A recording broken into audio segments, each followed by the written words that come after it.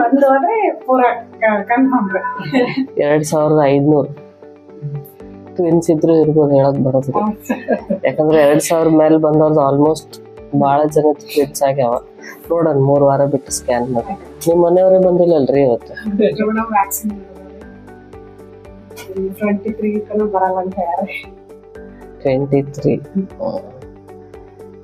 Sustain gel ಐತಾ ಏನ್ tablet ಅದಾವ? ಎಲ್ಲ ಸೇಮ್ ಕಂಟಿನ್ಯೂ ಮಾಡೋದು 3 ತಿಂಗಳವರೆಗೂ. 3 ವಾರ ಆದ್ಮೇಲೆ ಸ್ಕ್ಯಾನ್ ಮಾಡ್ತಾರೆ. ಚೆನ್ನಾಗಿ ಬಂದಿತ್ತು. ನಿನ್ ಡೆಲಿವರಿ ಆಗತ್ತಾನ ಇಲ್ಲೇ ಇರ್ತೀರಾ? ಎಲ್ಲಿ ಹೋಗಲ್ರಿ. ಅಕ್ಕಿನ ಸೊಸೈಟಿ ಡೆಲಿವರಿ, ಈಗಿನ ಡೆಲಿವರಿ ಎಲ್ಲ ನಿಮ್ದಲ್ಲೇ ತಾಳ್ಮೇನಿಲ್ಲ ರೀ.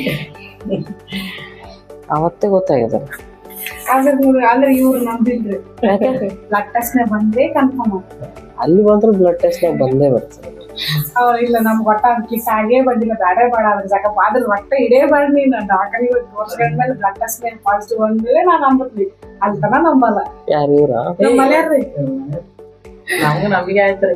ಇಲ್ಲ ಅವತ್ತೇ ಅಂದಾರ, ಇಲ್ರಿ ಮೇಡಮ್ ಕೈ ಮೇಲೆ ಆಗೈತಿ ಅಂದ್ರೆ ಇಲ್ಲ ಬ್ಲಡ್ ಟೆಸ್ಟ್ ಮೇಲೆ ಪಾಸಿಟಿವ್ ಬಂದ್ಮೇಲೆ ಅದು ನಾನು ಇದು ಮಾಡ್ಕೊಂಡು ಚಲೋನೇ ಬಂದಿದ್ದು.